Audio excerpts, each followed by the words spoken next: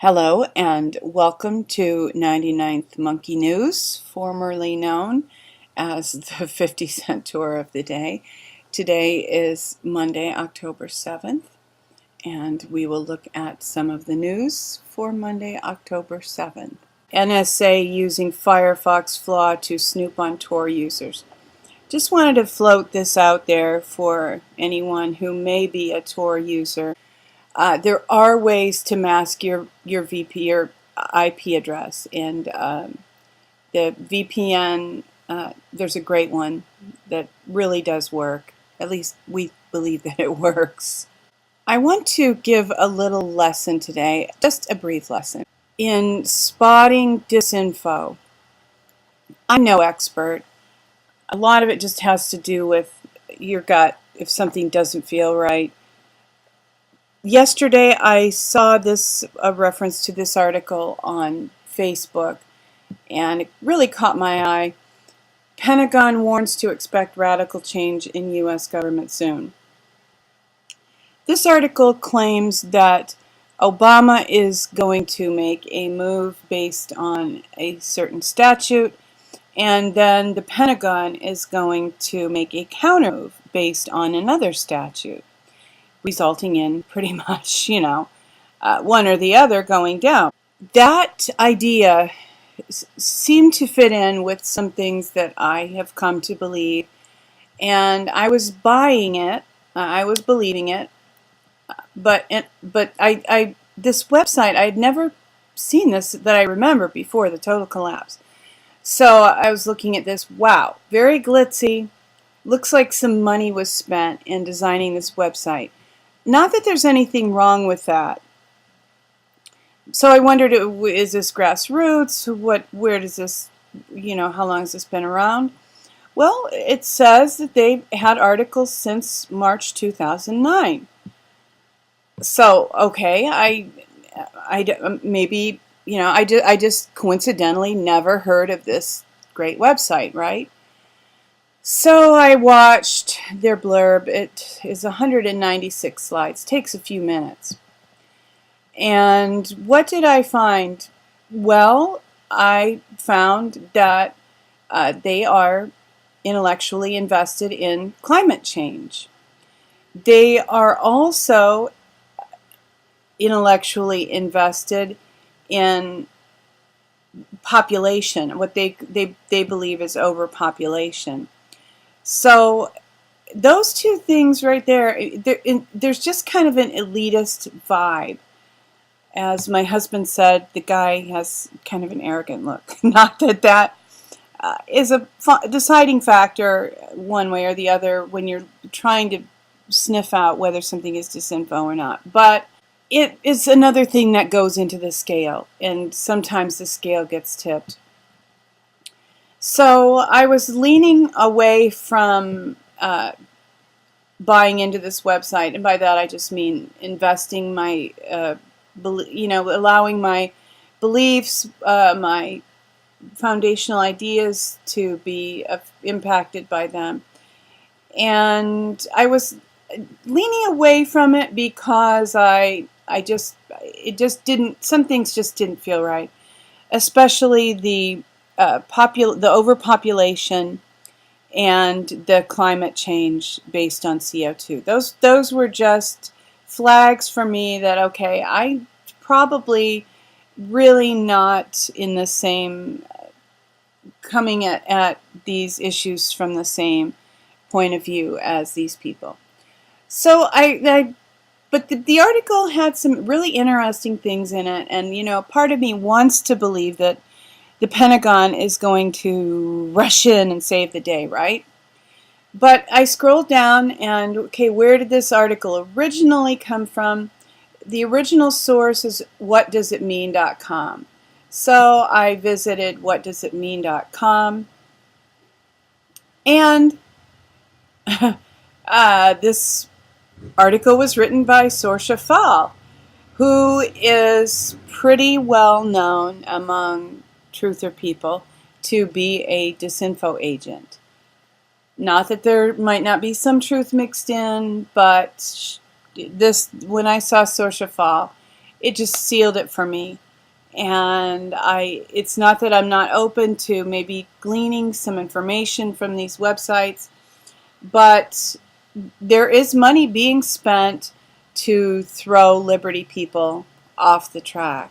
So what is really happening? Well, as it turns out, the people who know are not talking. This week's Fulford is really interesting. He says a lot of very interesting things. One of which is that the Pentagon and agency contacts confirm that there is no military action planned to remove the criminals from Washington, D.C. That is why we must not let ourselves be fooled again. I'm not exactly sure where things are going. I know that Alex Jones this morning had as a guest on InfoWars the head of the 10th Amendment Center, and there are ways to the states can exercise their power, their authority given them under the Constitution, and resist federal authority and nullify federal authority. So there is that. Fulford mentioned one other thing. He mentioned that Anonymous and the Gnostic Illuminati are ready for a fight, so the Cabal should surrender while they can. That rang a bell with me because I remembered reading yesterday that Anonymous is joining the truckers with 1 million mask protests. So it's 1 million mask, 1 million trucker, and 1 million vets, evidently. What's going to happen, I don't know. I don't think that, I don't believe that shots are going to be fired, but maybe that's just my normalcy bias speaking. I'm certainly hoping for a peaceful resolution and a restoration of our republic. We'll see where all that goes. I know you're all keeping your eye on that as well. The shutdown continues, and Cruz has said no debt ceiling increase without changes to Obamacare. Of course, October 17th is supposedly the deadline when our government begins to collapse because our debts can't be paid. And Fulford had actually mentioned that the federal government missed the first payment. So that is actually probably already in process. And we'll just keep following that. Here is what I thought was a very interesting article. Snowden leaks to reveal NSA's central role in the U.S. assassination program. There's been such a rumble about Snowden, whether he's a fake, whether he's real, whether more information will come out.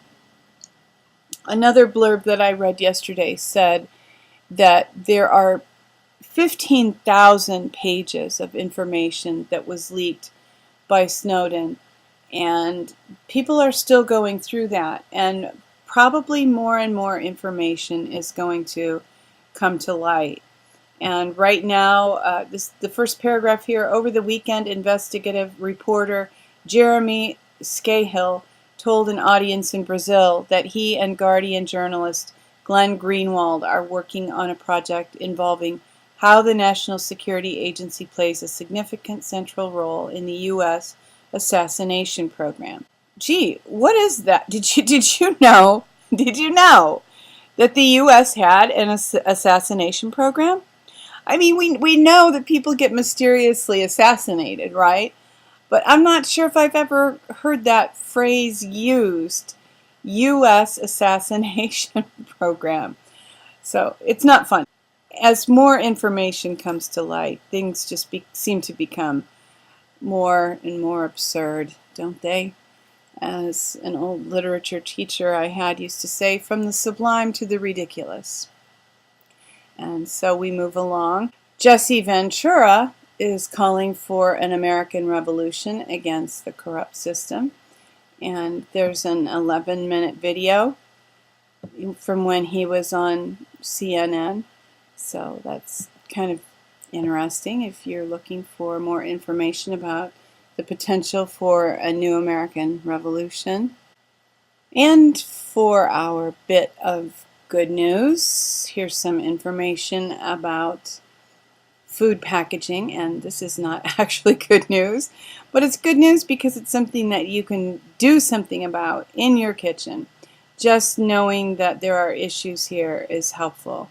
So, as you will see if you read this article, a lot of plastics leach toxins, as you probably already know.